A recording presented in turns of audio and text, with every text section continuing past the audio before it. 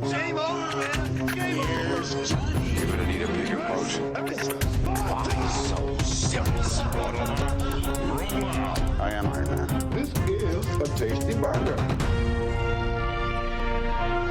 Welcome to the In Session Film Podcast. Well, welcome to this podcast review for August 16th, 2023, and I'm JD Duran. And I'm Brendan Cassidy. Hey, thanks for joining us, everybody. Brendan, I invite you in to talk to me about Talk to Me. Talk to me. Tell me your name. That's every time I see that title, I get freaking Ricky Martin stuck in my head. That's interesting. I did not go there. So this is the first. The second you said talk to me, I started singing She Bangs. Okay. Interesting. The musician So- goes there, so that explains it, Fair. hopefully. Fair enough. So this is going to be really interesting. Obviously, we are a few weeks late to this. Some of it is timing and scheduling. Yeah. But a big chunk of it, at least from my end, really comes down to trepidation. I had heard that this film was traumatizing, and as the scaredy cat of the In Session Film Podcast, that Indeed. made me worried. And so I said, I will leave that to Brendan. You handle that one. I was about to, and then I too ran out of time. And then Brendan ran out of time, and then I decided, you know what? I will put on my big boy pants. I will head on over to the theater, and I will finally go see this thing. Did you at least go at a time when it was maybe less populated, so you can? No. Oh, you did not. I went at 9:30 on a Friday night. Wow. But here's Wow. the thing. It was in its third weekend. Okay? And this is a small horror film from A24. Yeah. And yet, my theater was fully packed. We had a full house. I saw this in the afternoon on a weeknight, if I'm not mistaken. And it was pretty darn packed, too. From what I understand, I don't have the numbers in front of me, but the film's doing fairly well considering its budget. Yeah. Yeah, no, it's doing very well. Yeah. Maybe we can look up the numbers and get to them at the end of this conversation. But yeah, it's Right. doing very well at the box office. And the word of mouth has been really quite great. That's probably a big reason this film is succeeding financially as it is. People, from critics to audiences, everyone has been raving about this movie and talking it up. And again, that's part of my trepidation because people were amping up that this film is really horrific. It will scare the living bejesus out of you. And there's going to me be a worried. sequel. And there's going to be a sequel. Well, and that was also part of it. It's like, well, I guess we have to everyone's talk talking about this. Well, There's going to be a sequel. Let's go made watch it. it. It made it seem okay that we're waiting as long as we are to review it now, because the timing of its sequel, which is, I guess, cleverly being called "Talk to Me," Yeah, with the number two. I know, right? Brendan's favorite thing. It's a terrible title. But the timing of that kept the not just the word of mouth going, but sort of the topicality of it, just the sheer existence of it. People still know about this thing, so that kind of worked out in our favor. That we're talking about this late, people haven't forgotten about it at least. Yeah, absolutely. So here we are. Talk to Me, A24 horror film. This is directed by Danny and Michael Philippou, and it stars Sophie Wilde, Alexandra Jensen, Joe Bird, Miranda Otto, and others that come and go throughout the film. If you're not familiar with it, I assume many of you are because, again, box office. But when a group of friends discover how to conjure spirits using an embalmed hand, they become hooked on the new thrill until one of them goes too far and unleashes terrifying supernatural forces. Good stuff. Oh, Kudos to whoever wrote that. Yeah, I was gonna say that's the official synopsis, isn't it? Yeah, it is. Pretty good. Gave you a lot of room to play there. Absolutely. I think they did a great job. I had a lot of fun with that. So with all of that laid out, Brendan, what did you think about Talk to T-O this time? Okay, yeah. Talk Not to talk me. to me. Not talk to me, but talk T-O me. Oh man. So if there's a third one, are they gonna call it Talk Me Too or something? I don't know. Yeah, they'll have to figure that out. Yeah. Man. GD, if there's ever a film this year that's going to be most formulated, or our opinions are going to be most formulated mid-conversation, it's probably going to be this one. Yes, I had the same thought. Well, and I'm glad you do. So maybe we'll come at this in the same way. Usually when that happens, it's a movie that's very dense or ambiguous or challenging, and I don't necessarily think Talk to Me is going to be the most challenging or provocative film that we see this year. It's certainly not. But I think why I'm wrestling with it so much is that I don't know if it really works, honestly. Okay. There is a lot about the film that I really admire. And you mentioned that this is an A24 horror film, which from the perspective of some critics, that could be kind of an eye roll nowadays, especially with a name like Ari Aster, who has been kind of working the whole quote unquote grief horror thing. And yes, there is an element of grief and horror at play here in Talk to Me. And I don't necessarily share those, I guess, criticisms all that much from certain people. I will say there have been some horror films from A24 that tonally sometimes feel kind of similar, right? Like there has been an influence by certain directors like Ari Aster, for instance, or, you know, someone like Trey Edward Schultz when he did both Krisha and It Comes at Night, especially. This isn't an A24 problem, and this is why I have a huge problem with this discourse, because we pretend that, oh, this is an A24 thing. Hereditary, it's influenced a lot of, like, this is the history of movies. Like, well, a movie and a director establishes a thing, and then people try to copycat it. Like, that is Hollywood in a nutshell. The one time I would say it felt like it was an A24 problem, and you might push back on me with this, was, remember the Alex Garland film Men? Like, to me, that felt like A24 producers just tried to make an A24 horror film. I sensed none of Alex Garland in that movie, at least comparatively to like Ex Machina and Annihilation. But I don't want to get down that rabbit hole. The point I'm saying is that not only does this problem really not feel like a problem, at least from my perspective, but if we are going to make that comparison, I at least really respect Talk to Me to have at least a different energy to it, because this is from two directors. You mentioned their names, Danny and Michael Philippou. They're a YouTube duo. I think they're known as Raka Raka, if I'm not mistaken. I'm not too familiar with their content, but when you compare this to what you typically associate A24 horror to be, there's more of a youthful energy to this one. And I think that really does work in its favor in tonally differentiating itself a little bit, even if it does maybe have some similar themes that it could be going for that we've seen from just horror in general over the past couple decades. It's a common thing that we see with all these movies. But I do like what this film is doing energetically.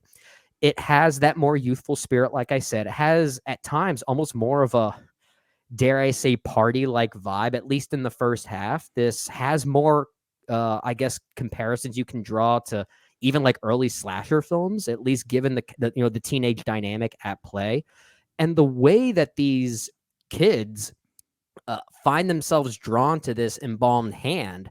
First off, I love there's no exposition to how this thing came to be. It just exists, and they just throw parties and have fun getting possessed. Like, they do briefly talk about where it comes from. Like, the human component, like the physical, literal component. But even so, like, I feel like the way it's brought up almost feels more like hypothesis than fact. Yeah. So there's still it's almost like they tell it as if it's, word of mouth, like the telephone game. Yeah. Like, it almost has that energy to it where this is what I heard. I don't know if it's true, but this is where the telephone game has ended. Yeah. You know what I mean? That's kind of no, for sure, you're right. But again, like that couples the energy of that first half, at least that it has kind of a party like vibe. Honestly, for a while, you could replace the embalmed hand thing and just replace it with some type of drug that these kids are addicted to, and it kind of has the same vibe in many ways. Yeah, which I do like that. If drug metaphor in many respects. Well, I was going to say, like, the addiction to the idea of death, that it is kind of like a drug. If that is the metaphor that it's going for, I think it's a fair one, honestly. Now, of course, there's a moment where it goes too far, and the film doesn't really try to surprise you with that. There's a narrative choice that happens midway through. You know something bad's going to happen. Yeah. Now, to be fair, when that thing does happen, the sequence itself is pretty effective. I will say that. And that, of course, is the turning point of the film. And some of those sequences are pretty freaky. This isn't certainly the scariest film from A24 or just modern horror in general. I can name a few examples that frightened me more personally, but I did like the energy of this one. I'm just not sure if it really works when it gets to its final third. And honestly, I'm not saying I think it doesn't work. Maybe it does. Maybe I'll come around to it. But I think there's a moment where it starts to confuse its narrative and thematic ambiguities while still trying to have some logic built into it. And I don't know if there's a proper synergy between those two things. I kind of wish it would have just played one hand over the other, if that makes sense. And I'm trying to be vague because I don't want to reveal too much. In fact, I'm not even sure if I can really reveal what happens in the final act. It is kind of confusing in a way that's both fascinating and maddening. So yeah. And it sounds like you have thoughts on that. So I'll just leave it there. Yeah. But I think I like this movie enough to suggest that people should go see it if they like horror films in general, because I like when movies like this succeed, just in a general sense. So it's nice to see a film like this do well at the box office, just considering its budget and the fact that it is a little bit more artful. But I think there have been better horror films as of late that have been more seamless in what they were trying to do respectively.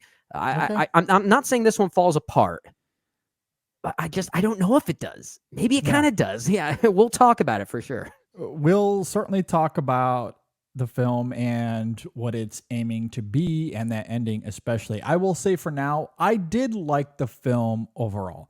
Okay. It is extremely effective as a horror film. Particularly, I love that it takes advantage of its premise. So many movies offer intriguing ideas and lore, but fail to fully realize its world building. And this is not the case here, as you were talking about. It establishes its rules early, and the film has a lot of fun with its possession as a drug imagery and antics, which somehow manages to ride this line between potential danger and diverting thrill. Of course, as we noted, things begin to unravel at a certain point as the rules become a little murkier and the dangers become real, which to me is why the horror is so effective, because the film doesn't rely on cheap jump scares or hollow tropes to evoke horror. No. It's the ramifications of their choices manifesting into something tangible, at least for Mia, our central character here. And as a result, the horror is all about its pulsating atmosphere and chilling aesthetics, and how unsettlingly palpable Mia's grief has become for her, which I find at the very least somewhat provocative here. I don't know if its ambiguity completely works. I'm with you. Yeah. But I do appreciate the conversation that can exist around this film, because its final moments are arguably misguided or perhaps contradictory. Well, again, we'll get to it. I don't know. I just don't know. Either way, it's a little weird, and it keeps me from fully embracing the film. And it's interesting because, I was scouring Letterboxd as I was prepping for this conversation, and a lot of people find the ending to this film clever and to be one of the best elements here. And it sounds like we are quite the opposite. I do not find the ending here clever. I guess it depends on what aspect of the ending that we're talking about, because there are many facets of, like, there are times I feel like it was going to end at least 5 different times. Like, like the final 10 minutes almost are like constant climax, which again, it's kind of exciting just from a narrative and pulsating perspective. But let me ask, so the actual ending that you're referring to that you're not sure if it works, is it the final 5 seconds of the movie that you're thinking of? No, although that is a part of it. Where things begin to murky themselves, it comes down to an action that Mia takes that involves her and another character escaping, I'll say vaguely. Okay. Yeah. When we get to that moment, there are choices that are made that I just don't know about.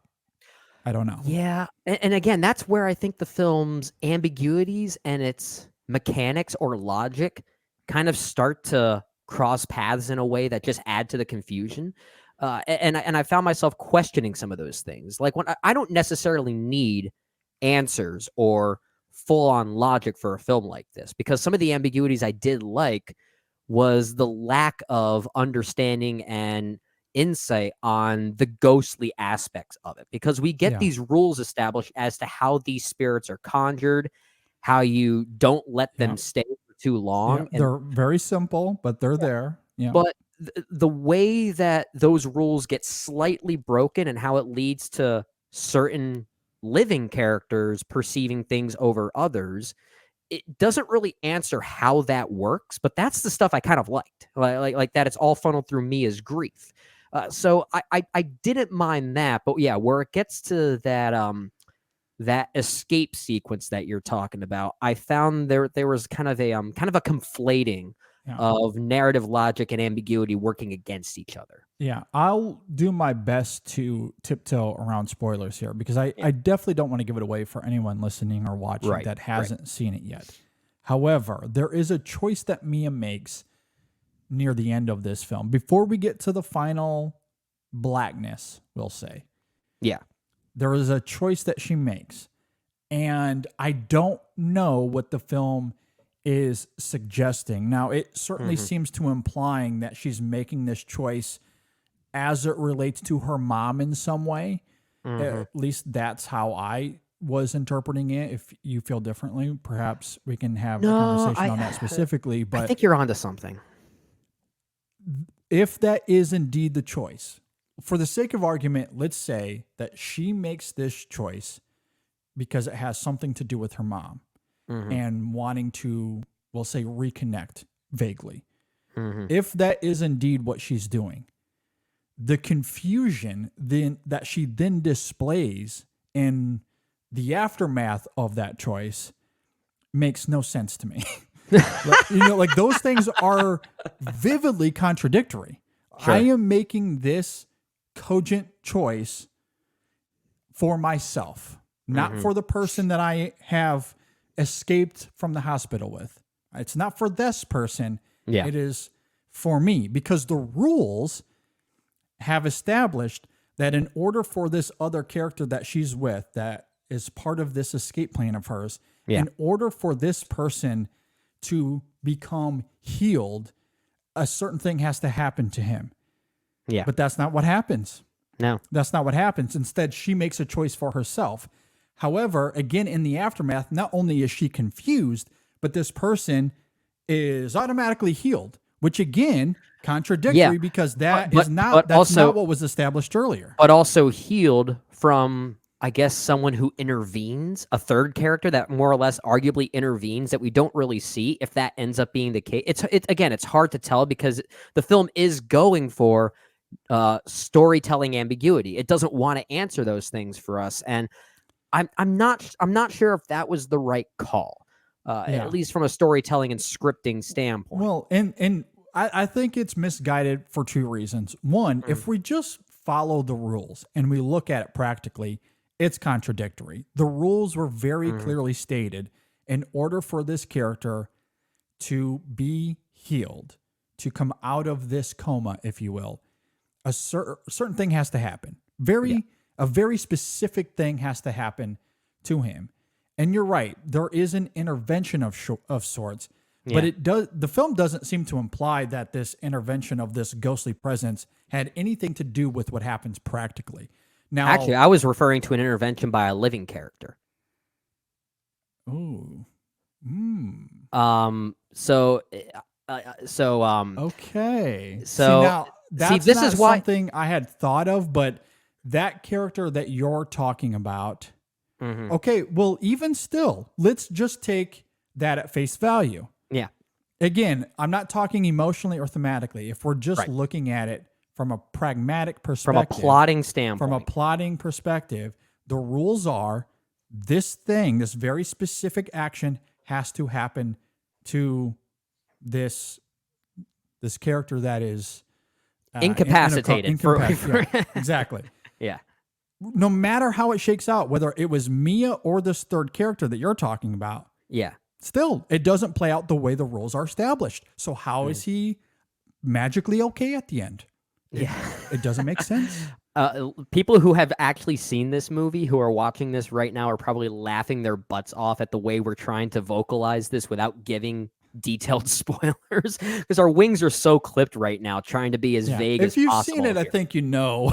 If you've seen it, you know exactly what we're talking about. And for those of you listening, let us know in the comments on Twitter, X, Facebook, whatever, what your interpretation of the sequence of events specifically are, because I don't necessarily need answers to the film's morals or its themes. That's the stuff I like to wrestle with. But from a narrative and plotting standpoint, I don't think this really works. And to call it misguided might be a fair statement, because it contradicts its own rules. If we're meant to believe the rules, maybe there's actually like an unreliable narrator thing going on here. And that could be the case. I'd be willing to hear that argument, because the rules do come to us from a presence that is not in the same realm as our living characters. Yeah. And also there's ambiguity that comes about conflict between Mia and her father, that it also stems from this undead presence. Yeah, so maybe there's a level of mistrust that we're supposed to be associating with them. And also, this was maybe my perspective on another thematic element that could be playing into this, because obviously we talked about the idea of grief being a huge component here, and how that could be funneled between familial generations, right?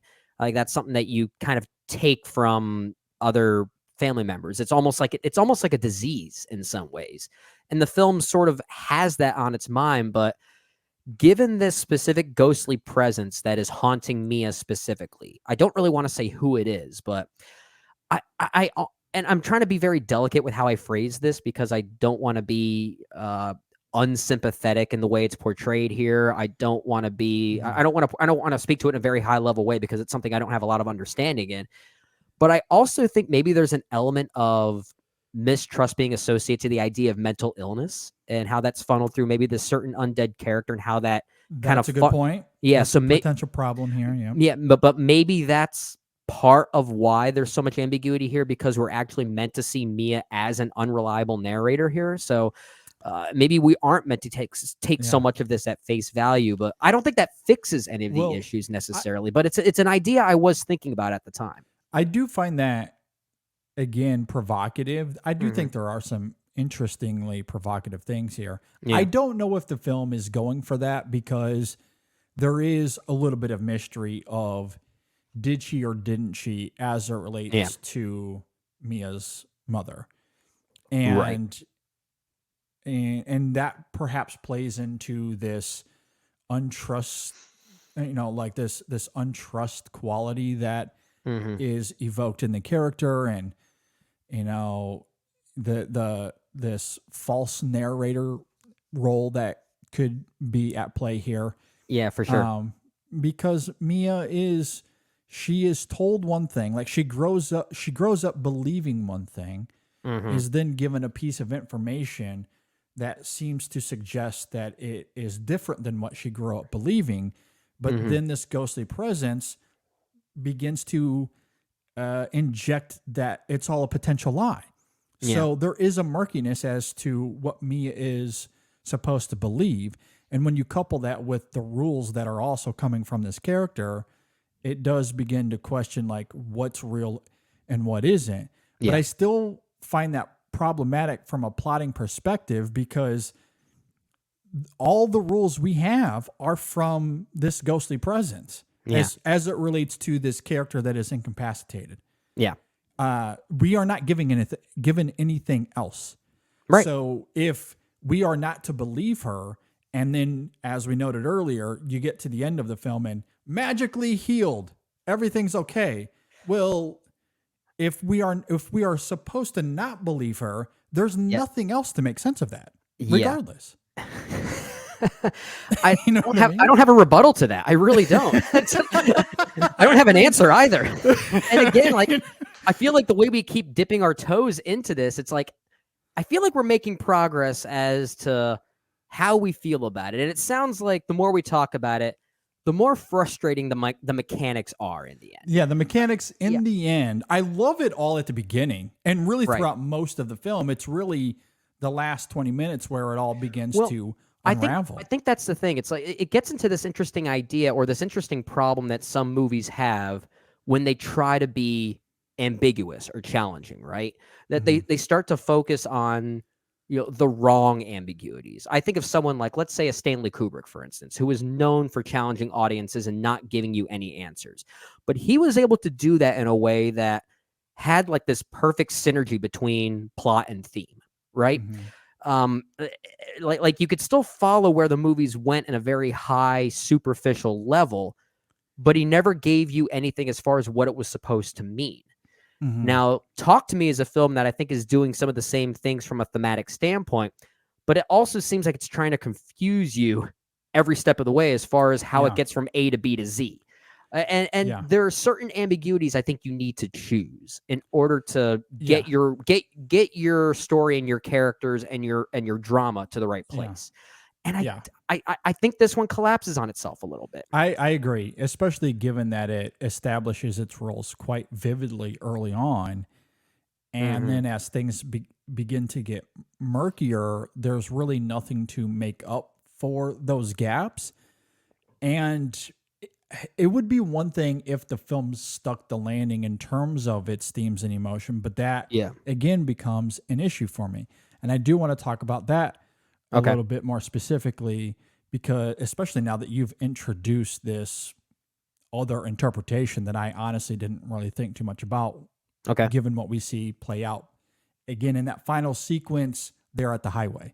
Yeah. Now, before I get to that, I want to talk about the film's ideas on grief, because I do think it's doing something interesting here, and because it's getting into something specific. This isn't just about grief broadly. It's really more about inviting grief to consume you as a coping mechanism, because as Mia invites these spirits into her, grief, really, which as a horror film, it's effective for the reasons we talked about earlier, but symbolically, it's as if she's inviting grief as a partner, as someone she can talk to.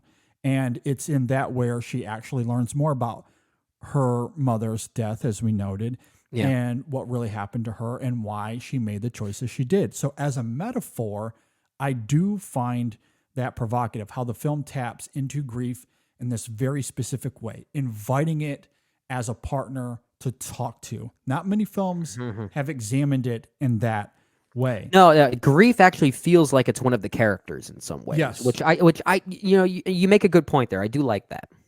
So then we get to the ending of the film, because I do find it bizarre in how this film chooses to crystallize all of that. Now, there's two angles that we can talk about here, because my initial interpretation was that Mia made this choice on her own, because before we find out the physical ramifications of what happened, there is a cut or a shot of Mia holding on to this other character, this incapacitated character that we're talking about. She's physically holding on to him. And then there's a shot of the ghostly presence that we mentioned that is at play. And then she lets go. She physically lets go of the character. And then we cut to the physical ramifications of what happened. So to me, that implies that she made this choice on her own. And if that is the case, what is the purpose of that as it relates to her grief and that specific idea? And why does the film then end with, in the final 10 seconds, or I guess 20, 30 seconds, this quote unquote clever twist?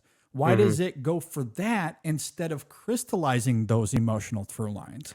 To me, that is, again, where I find it misguided. Yeah.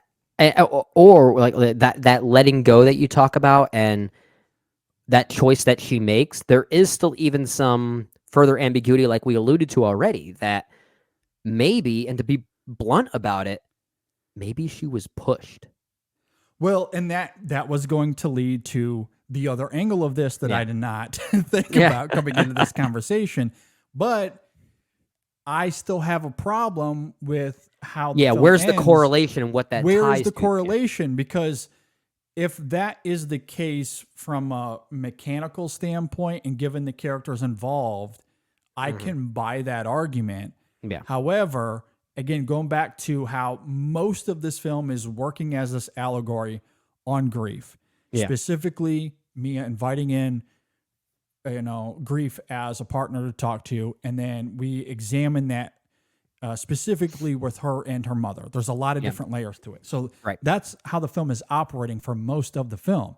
So if that push factor that you're talking about is at play, it would make sense of her confusion. I mentioned that earlier as a potential criticism because if she made the choice on her own, why is she confused as to where she is? However, if the push factor is involved, is at play as you're talking about, okay, that makes sense of the confusion. However, again, instead of crystallizing the film's ideas on grief, which has been most of this film, the majority of it is still on that idea of grief. And instead of crystallizing that, it's all about this clever twist as it relates to the film's lore. Which then, so is the theme there that, let's say hypothetically, there was a literal intervention of sorts that saved this incapacitated character and intervened like we're talking about. If that's the case, and then Mia represents this confusion that you're talking about, is the overarching theme that don't invite grief in because it could be your downfall? Because if that's the simple answer here, that's pretty high level and superficial. It's like I don't love that. No, I don't love that. It's got to be denser than that because that's a very easy answer if that's the case here. And it's unfortunate because where the movie does go in its final minutes, just in a vacuum, I like where it goes. I think the final shot is really interesting. And the final shot itself, I think, has a clever idea in the way it ends. I just, in totality, does it work getting to that point? I don't know if it does. In fact, I don't think it does. So it's kind of like this tug of war. Does it? I don't know if it necessarily earns it, but the idea of where it wants to end and that final shot there is, it's clever in its own way, but not in a way that serves the movie, if that makes sense. I agree. I agree. And that's why I struggle to use an adjective such as clever. I think the film is actually quite clever in its execution as it relates to its horror, utilizing its premise as we were talking about earlier. But when it comes to the ending of the film, if anything, I find it simply contradictory. I find it baffling. It's quite myopic how the film crystallizes Mia's arc here, even if the twist itself is perhaps dramatically thrilling. And if the film simply functioned as a dramatic exercise, as a simple horror exercise, then I would have found that reveal there at the very end maybe a little bit more poignant or a little bit more alluring. But as it is, the film was functioning quite potently, I think, as this metaphor on grief. And Mia trying to figure grief out as like this vice of sorts. Yeah, like grief. You mentioned it earlier. Grief is a palpable character in this film. It is, and in a lot of ways, through this ghostly presence that we see quite often, there's a tangibility to it. Yeah. So it's very much there, and Mia's trying to figure out what happened. Why did her mom make this choice? How is that affecting her now? Like, that is so much of this film. And then the last 2 minutes of the movie doesn't care to address that at all. Again, and I say it that way specifically because I don't necessarily need it to answer, specific questions. It doesn't have to tell us straight up, this is what it is. Yeah. Or here's the logic. This is the mechanics. This is how it works. I don't need to know those things, but you gotta be clever with how you intertwine all that. Well, at least address it. At least address why Mia made this choice, or if it's the push factor, as they're suggesting, how does that, whatever happened there at the highway, how does that tether to her through line of grief, that emotion, her mom? Where does that go? Because that had been what this film was all about. And then the last shot of this movie has absolutely nothing to do with that. It's all about trying to be quote unquote clever, which I find manufactured. Yeah. Now this is where I think we need to acknowledge, yes, we know there's going to be a sequel to this movie. I don't know what that sequel is going to depict, what the story is going to be, if it's going to be a continuation of what we saw here with these characters again. Because like the vibe I got, at least based on the way this movie ends, is that, yes, we know there's going to be a sequel, but the particular characters, the particular arcs that we saw here are final. Like I'm kind of getting a sense that with Talk to Me, it's going to be a similar situation with new characters. I at least that's the vibe I'm getting. So again, I could be wrong in that. I don't know if it's been revealed what the sequel will be as far as who's in it, if it's going to be new characters or not. I know it's the same directing duo returning for it, but I don't know. So I just want to acknowledge that maybe there could be a literal continuation here that could recontextualize some of this. I'm not betting on that, but maybe there. But then again, it's like, in a way that's kind of frustrating. It's almost like it's just being deliberately confusing and ambiguous along the way, just so they can answer things a little bit later in another movie, which I don't know. That'd be kind of cheap. I agree. I don't think that's wholly necessary with a film like this. Yeah. With something like Dead Reckoning, because that was a conversation where I said the same thing. I need to watch part 2 before I make any final decisions on part 1, because I just don't know. Yeah. Whatever happens on part 2 will sway how I feel about part 1. But we knew going in that was going to be a 2-parter. Yeah. So on some level, we were expecting it to end on a cliffhanger. You don't walk into Talk to Me, an A24 horror film, going, you know what? I can't wait for this to turn into a franchise. Yeah. And then part 3 will answer what happened in part 1. Is this their first sequel from A24? No, they've had a couple, I think. They have? I think I read that earlier. I gotta double check that. There's been a couple. Yeah. I gotta double check that, because I think you might Be right. Beau is Afraid 2 is coming out soon. No, I'm just kidding. I wouldn't. I mean, I didn't see Beau is Afraid yet, so. But I did see some images from that movie, and I think there's probably a lot you could do from a spinoff standpoint. You know, I'm sure. that is a conversation that I would love to have with you when you see it. I want to say we did have a review of it with Ryan and Jay earlier in the year. Yes, they did. But I caught up with that when I was on vacation last month.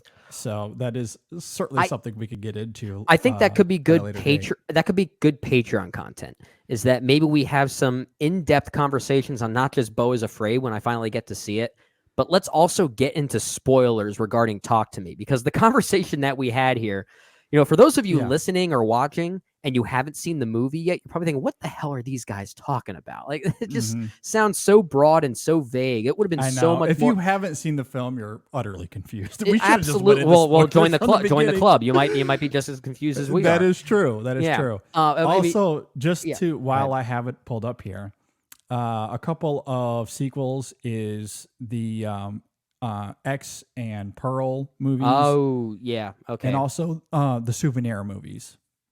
Okay. Good call. So they still haven't seen the Souvenir Part 2 yet.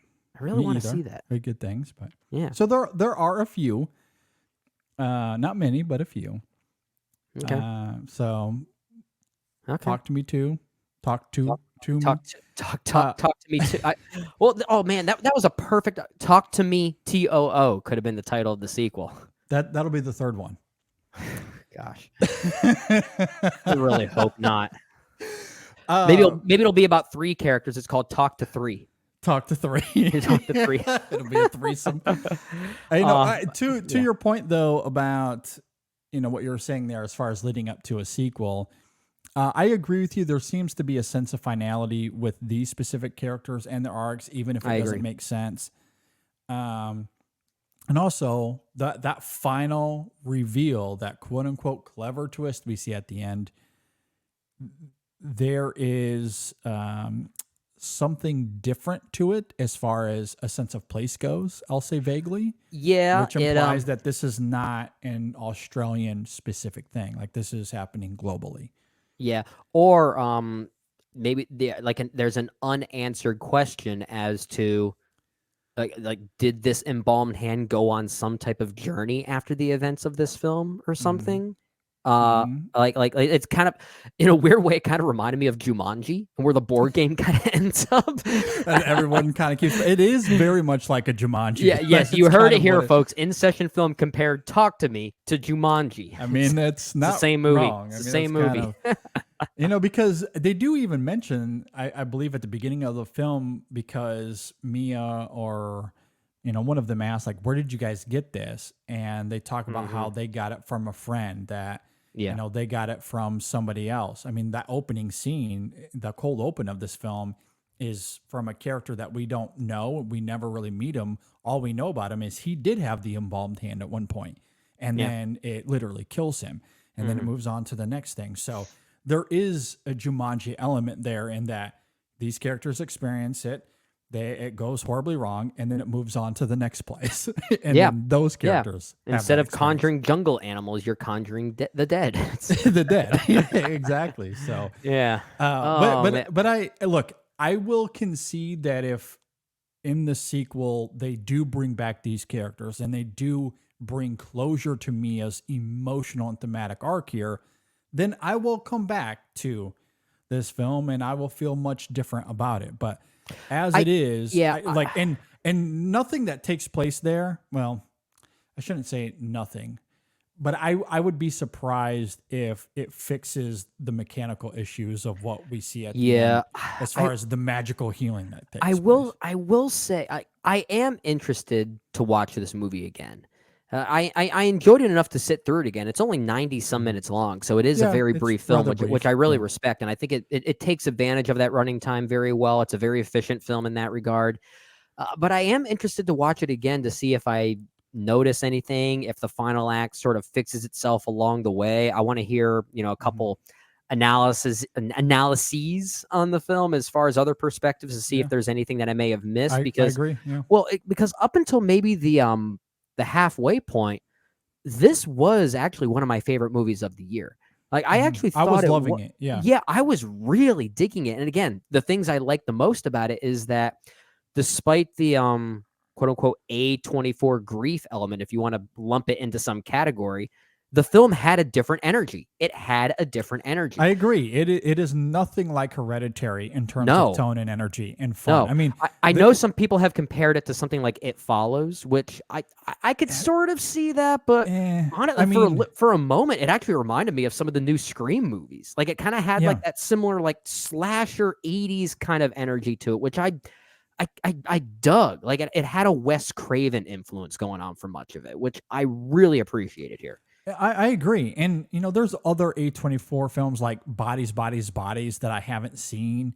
So maybe that has something similar. But in terms of tone and energy, like I thought of something like Spring Breakers, because the first first third of this film, there's diverting fun to be had. When they treat this embalming hand as this drug, this ecstasy they get from being possessed, it's not really a horror film. Like these characters are having a lot of fun and there's an energy to it. There's a shot of a dog just watching or listening from behind the door that is actually kind of one of the funniest gags of the year. If I'm not mistaken. It's like even the first time Mia gets possessed, there's a little bit of a scare there, but mostly it is this thrill that takes place. And then there's the big party sequence that you mentioned earlier where we see everybody indulging in it in some way, shape, or form. They're having the time of their lives. Like there's a little bit of a sense of danger. That's part of the fun. But as long as you follow the rules, everything's okay. It's not until the rules are broken where things kind of go off the rails. Right. But yeah, that sense of fun and the energy that's here, that does invoke something, and fresh, I'm in a way, I'm kind of glad you made a comparison to Spring Breakers, which I didn't even think about. And to be honest, I don't know if it's like the best comparison as far as how the films feel in totality. But I will say, much like Spring Breakers, I do like that this film, Talk to Me, doesn't really portray these kids as people you're supposed to like. Like a lot of, and even our main character of Mia, played by Sophie Wilde, if I'm not mistaken. Very good here. She is very good as a character. She kind of sucks. Like they're not all like a little prickly. Yeah, and when I say sucks, I don't mean like she's a badly rendered character, but like I didn't really like her at all as a person, but I kind of like that I didn't. You know, yeah, I like the complexities of them. Yeah, Like it does provide some, maybe, I don't want to say justification, but it at least gives you some understanding as to why she's behaving so irrationally, and some of the choices that she makes, as prickly, as terrible as they are. Like, she's not a good person. She makes really bad choices every step of the way here. But I got it. I got it. And I liked her performance there. I mean, when I invoke Spring Breakers, that's a lot of what I mean, in the sense that you don't always like these characters, right? But you find them utterly engaging, and there's this raw energy that is a lot of fun.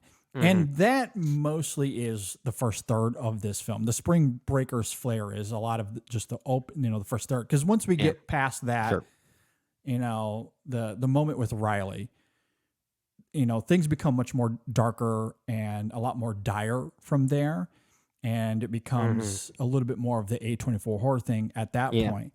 But again, still channeling this grief in this very specific way that I really do like. And I do appreciate that these characters are a little rough around the edges. I mean, they're being possessed for fun, like as a drug. Yeah. Like, that's insane. They're getting high. They are literally getting high. Like, that is utterly insane. But that's part of the charm of this film, if that's a word I can use. Like, part of the allure of it that I find really interesting, especially when you consider that Mia is coping with grief. So, of course, this thing that gives her a moment of ecstasy is something that she's going to indulge in. And then once her mom becomes involved in a way, I'll say, of course, things are going to become all the more complex at that point. And I really do like all of that. I mean, we've talked a lot about the ending of this film because it really does derail this quite a bit from being a film I love to something that I just kind of admire. I came into this a bit with almost like a to be continued attitude around the ending. And I still have some of those reservations, but I think this conversation did sway me a little bit more in the negative, and kind of it did justify a lot of the problems that I thought I had, and confirm some of them. I just don't think the mechanics of it work, and I just do not love that final 30 seconds is about its twist and not about crystallizing Mia's emotional and thematic through line. Like, I don't understand that. Yeah. However, well, if some people think it does, let us know, because we would love to hear that perspective. I would be fascinated to hear that argument and have absolutely zero idea how that would shape up, because it's not about her grief in any way, shape, or form. It has nothing to do with her mother in any way, shape, or form. It's all about revealing what Mia is now, which doesn't really say much about her choices throughout a lot of the film. Yeah. However, getting to that point, though, I still think there's a lot of fun to be had. I love the horrorness of it all. That scene with her and Daniel in bed, oh my God, that reveal. Again, it's kind not of silly. A jump scare. It's not a jump scare. It's a little silly, but it's about how the film was manifesting its premise to make it traumatizing, and it is really effective. I agree.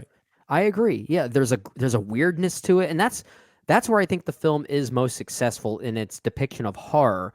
Is, first off, not answering the ghostly mechanics specifically. I like that there's a real mystery to the ghostly element and how that all works logically.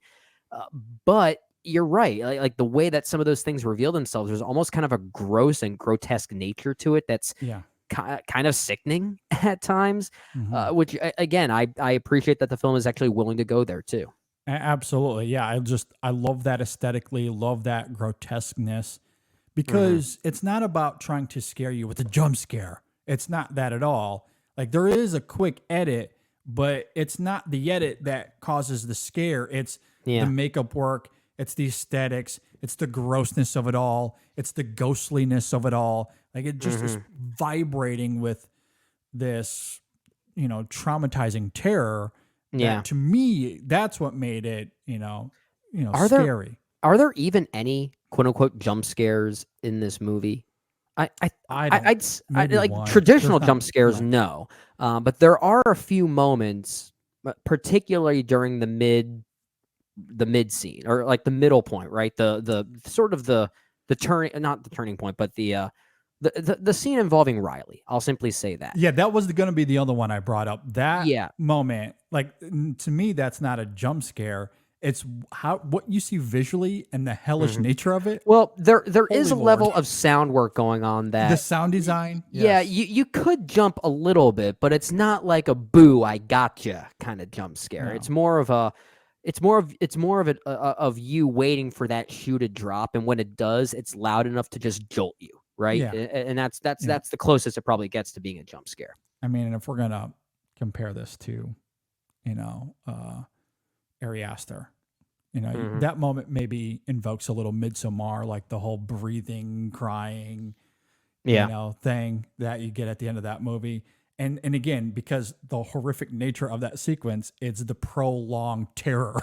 It's not the quick jump. It's the prolonged terror. And that's what's happening with Riley. It's not the quick edit to what we see. It's the prolonged screaming and the hellish environment. Yeah. That's why it's terrifying. I will say this, despite me having some reservations about this movie, and to be clear, if I'm gonna grade this on, let's say, Letterboxd and try and give it a rating just to kind of see where my head's at, I'm kind of thinking like a 3 out of 5 or something like that. I feel like that's what I went with. Yeah. I will say I think I still like this more than Hereditary. Which admittedly, that's a film I'm liking less and less as time goes on.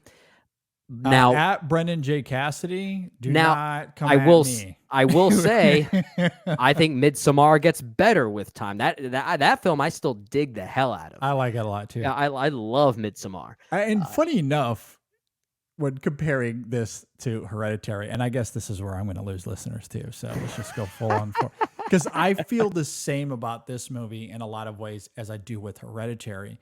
Although I think Hereditary on the whole, like the first, the first 80% of that film, I think is actually quite masterful and probably even better than the first 80% of this movie. Fair. However, similarly, I have a big problem with how Hereditary ends. Like the last 15 minutes of that movie completely derails. Mathematically, it's more of Hereditary that works as opposed to more of Talk to Me that works. But it's the same progression for both films for me, in that I'm loving it. I like it. The performances, the horror, it's great. The last 20 minutes completely ruins the experience.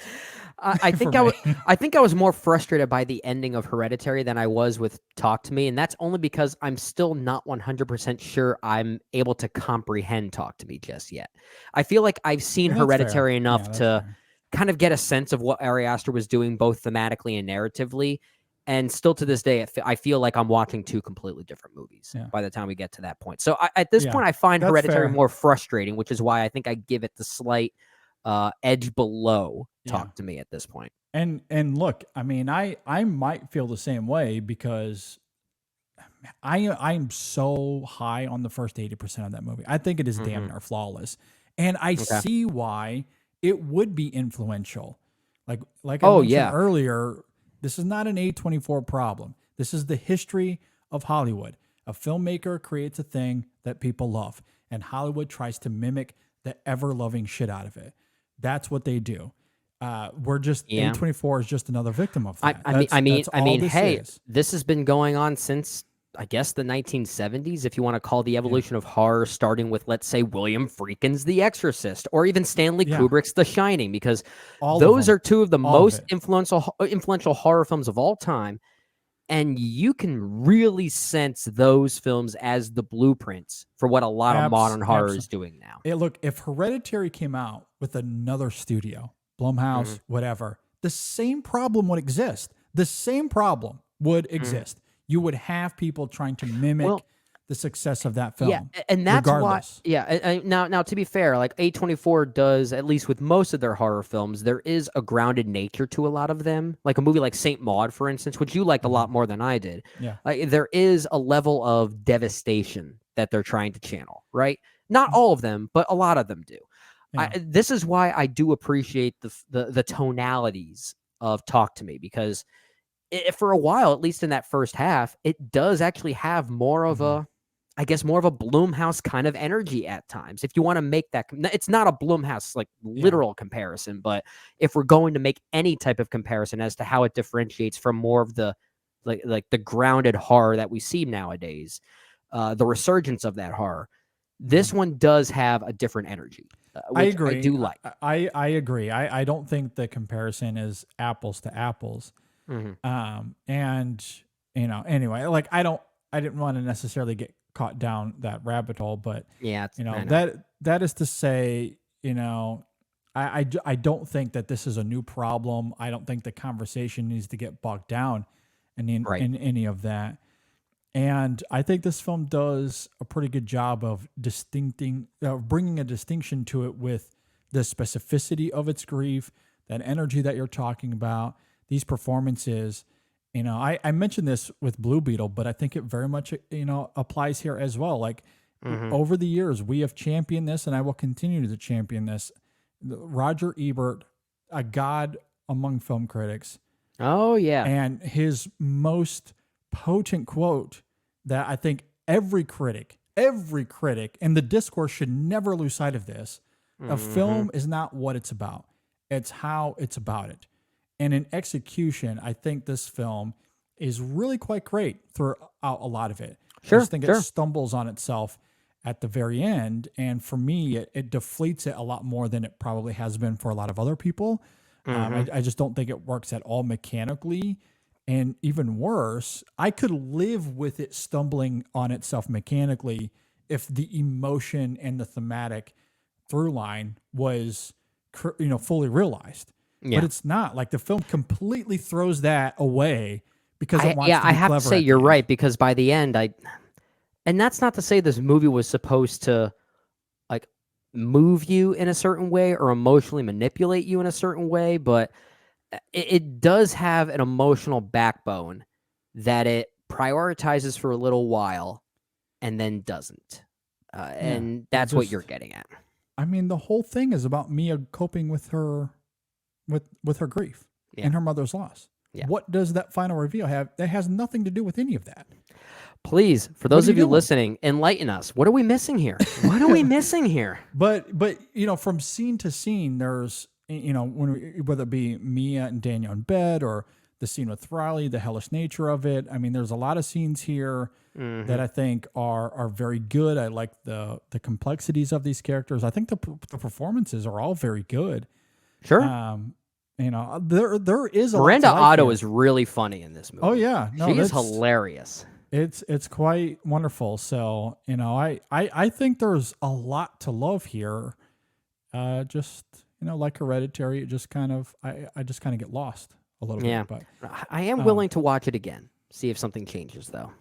But to go back to I never did get a chance to finish my thought because we got down this whole A24 my discussion bad thing. We learned from the best back in the extra film days. Ryan and Jay, who used to go down massive rabbit holes for a while. But to just quickly round out that thought, because I had mentioned that I'm kind of with you that my frustration levels with Hereditary might be higher because I just think the first not even just 2/3, like most of that film until like the last 15 minutes, I think are masterful.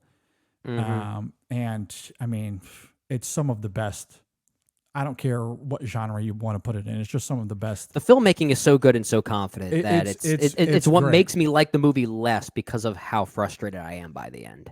It's a strange kind of thing. I love it. Alex Wolff. For longtime listeners, you may remember this. For new listeners, this will be I don't know, maybe a hot take. I don't know. the best performance, and look, whatever, people could think what they want out of it, but the best performance of that film to me is Alex Wolff.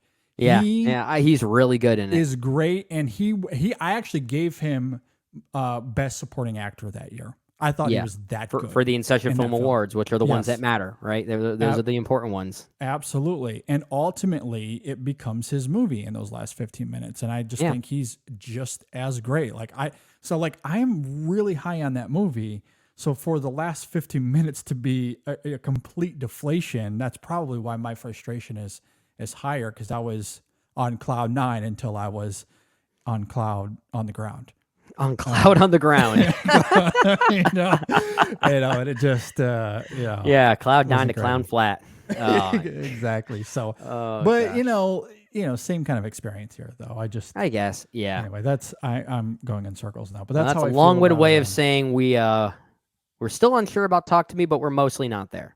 But look, if anyone listening and watching wants to talk to me about Talk to Me, I will talk to you about Talk to Me. So we can talk more about it. Well done. Thank you.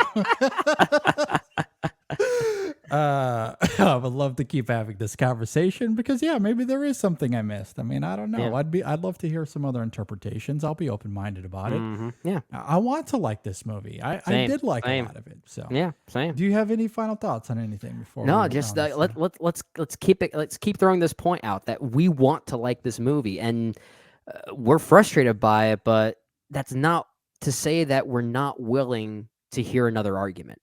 One thing I really want to do is go through any written pieces, any videos that have been constructed around the ending, kind of doing a lot of those. I usually hate these videos, but those like ending explained videos about this movie to see what interpretations have been made about it. I haven't read or watched any of them. I wouldn't be surprised if they all have different interpretations. But if it's all the same and it's something I'm able to realize, like, oh yeah, that's a good point. Maybe I'll come around on a few things. I still have a little looseness here, but at this point now, I'm still kind of frustrated by the final product. Yeah, I think as far as a final thought, I will invoke our great friends Ryan and Jay as it relates to our filmmaking duo here, Danny. Oh, I know where you're going with this. Look, the debut is fine, but I'm really looking forward to what they have next. Well, what they have next is Talk to Me. So, because I do think this is a pretty good debut. They stumble upon themselves, but a lot of first-time filmmakers do that. So yeah, we've talked about how we usually like when first-time filmmakers they trip over their ambitions, right? Mm-hmm. And I don't know if that's the problem here. I don't know if it's them tripping over their ambitions or just having a lack of understanding of what storytelling is. We'll find out. It could be both. We'll find out. It could be both. Yeah. But if Talk to Me has the same problems, I'm going to say, then we'll know. Maybe these guys aren't quite for me. Yeah, no, I think that's very fair. With all of that said, those are our thoughts on Talk to Me. You can let us know if you agree or disagree with anything we had to say. Hit us up on Facebook, Twitter, Instagram. Email us insessionfilm@gmail.com, however you want to get a hold of us. Mm-hmm. Of course, if you're watching on YouTube, leave a comment in the comment section below. We would love to hear from you. So anything else, Brendan? Subscribe on YouTube. Subscribe to the podcast, Apple, Spotify, wherever you listen to podcasts. Yep. Anything else? What am I missing? No. Don't forget any social media if you haven't called any of those things out yet. I don't care what it's called. It's Twitter. It's still Twitter. It's definitely Twitter. I mean, it's Twitter in the search engine. It's still twitter.com that leads you there. So the big X, don't know what the hell that is. It looks like the freaking Xfinity logo. Like it's such stupid. Confused branding. Oh, it's one of the dumbest things I've ever seen in my life. To take a brand that was injected so heavily into the culture as Twitter and then just completely take that it's the worst thing you could ever do. Did you see that from a marketing perspective? Well, speaking of marketing, there was a brilliant piece of marketing in relation to that from not Twitter or any social media platform, but from what was it, the World Wildlife Fund? Did you see that? Oh, yeah, I did. That showed like the evolution of the Twitter logo, and then it got to the X, and it said like "Save our endangered species" or something like that. Yeah. So good. That was pretty brilliant. It was. At any rate, we hope you enjoyed the conversation. Let us know how you feel about Talk to Me. Thanks for listening. Thanks for watching, everybody. We'll see you next time on the In Session Film Podcast. Oh, man. That ending, Brendan. I don't know what to think. Tell of it. me your name.